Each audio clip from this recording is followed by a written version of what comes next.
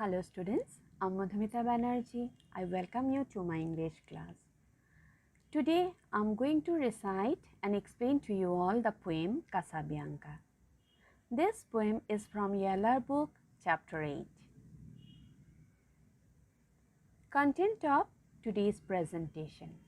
Today's presentation contains about the poem, about the poetess, the poem Casabianca along with its paraphrase, new words means word meanings, and home assignment for you all. Casabianca is written by Felicia Dorothea Hemans. About the poem Casabianca. The poem commemorates an actual incident that occurred in 1798 during the Battle of the Nile between British and French fleets. The poem narrates the death of the son of the commander of the French ship Orient. He was a boy of 12 or 13 who was obedient enough to wait for his father's orders, not knowing that his father was no longer alive. So, the poem shows the scene of Casabianca. The boy was commanding a warship on the orders of his father. When the war was ongoing, the warship got caught by fire. In those moments of misery, Casabianca was all alone. He had nobody with him. He was dedicated to his job and did not stop fulfilling his responsibility despite the terrible circumstances. Unknown of his father's death in the fire, he kept calling him for further commands. So, this poem is a tragic poem. About the poetess. Felicia Dorothea Hemans was born on 25th September 1793 and she was an English poetess. She published her first volume of poetry and by the time she was 18, she had published her third volume of poetry. Two of her opening lines, "The boy stood on the burning deck" and "The stately homes of England," have acquired classic status, means these two lines became very popular among the readers. Now, I am going to recite the poem and also will explain the meaning to you all. Casabianca. The boy stood on the burning deck, whence all but he had fled. The flame that lit the battle's wreck shone round him over the dead. Yet beautiful and bright he stood, as born to rule the storm, a creature of heroic blood, a proud though childlike form. The boy stood on the burning deck. In these lines, the poetess tells that Casabianca was standing on the board of the ship which was on fire. He was standing alone while all others have left the ship. The flames of fire rising on all sides, these flames were shining over dead bodies of the soldiers killed in the battle. Yet beautiful and bright he stood. In these lines, the poetess tells that the boy stood on the board of the ship in spite of burning flames. He looked very handsome in the light of these flames. It seemed that he was born to govern over storms. He had inherited nobility from his forefathers. Though he was of tender age, he looked brave and proud to carry out the command of father.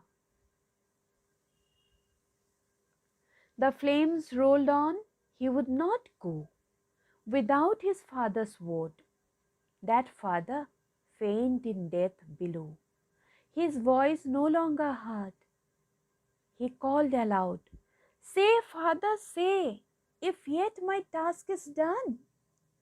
He knew not that the chieftain lay unconscious of his son. The flames rolled on. In these lines, poetess says that flames rushed at Casabianca, but he had resolved not to leave the place unless his father permitted him. His father was lying dead in the lower part of the ship, so his voice could be heard no more. He called aloud, "Say, father, say, if yet my task is done." In these lines, poetess tells that the boy called his father in a loud voice. He asked whether the duty assigned to him was complete or not. He did not know that commander of the ship was unaware about the condition of his son. "Speak, father," once again he cried, "if I may yet be gone." And but the booming shots replied, and fast the flames rolled on. In these lines, the poetess tells that the boy again cried and asked his father if he could go. He wanted to say more, but his voice was drowned in the midst of heavy noise of guns, and the flames rushed on very fast. Up on his brow he felt their breath, and in the waving hair, and looked from that lone post of death in still yet brave despair. In these lines, poet says that the flames rushed at the boy. He felt their heat on his forehead and in waving hair. Though he knew that his death was near, but he stood quiet and calm. He looked around him from place of death with bold heart, though he was disappointed, as he was waiting for his father's further command, and shouted but once more aloud, "My father, must I stay?" While over him fast through sail and shroud the wreathing fires made way.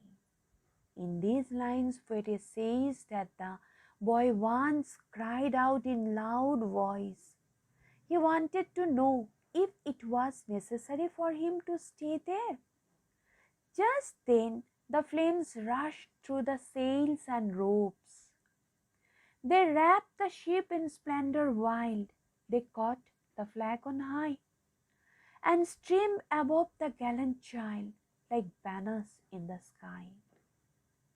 In these lines, the poetess tells that the flames surrounded the ship and covered it on all sides.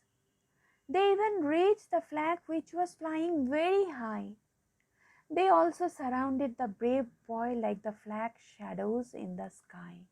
So the boy was standing amidst inevitable death. There came a burst of thunder sound. The boy, oh, where was he? Ask of the winds that far around with fragments strewed the sea. In these lines, the poetess tells that suddenly a loud noise was heard there, and no one can imagine that where the body of the brave boy was. Only the winds could say which were blowing round the boy, that where was he. With mast and helm and pennon and fare, that whale had borne their part. But the noblest thing which perished there was that young faithful heart. In these lines, the poet tells that part played by mast, rudder, and the flag flying on the mast is praiseworthy. But the noblest thing which died there was the young, obedient, and disciplined heart that was CASABIANCA. So, this is the tragic end of the boy CASABIANCA. I hope you have understood the poem, and I suggest you all to recite the poem again and again. Now, the new words. New words or the word meanings. Deck means a floor of a ship. Whence means from where. Wreck, destroy, completely. Chieftain means a leader or the commander. Unconscious, unable to see, move or feel. Here it means death. Booming means loud. Despair, a feeling as though there is no hope. Shroud, the cloth in which a dead person is wrapped for burial. Wreathing, moving in a ring-like formation. Wrapped means covered.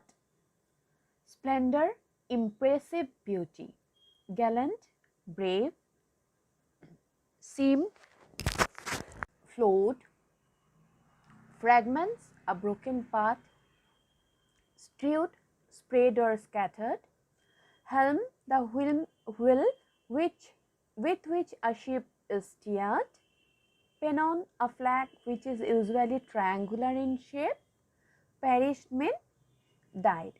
So students, I request you to learn these meanings so that you can understand the paraphrase or the poem in a better way, and also to write down these word meanings in your ELR copy.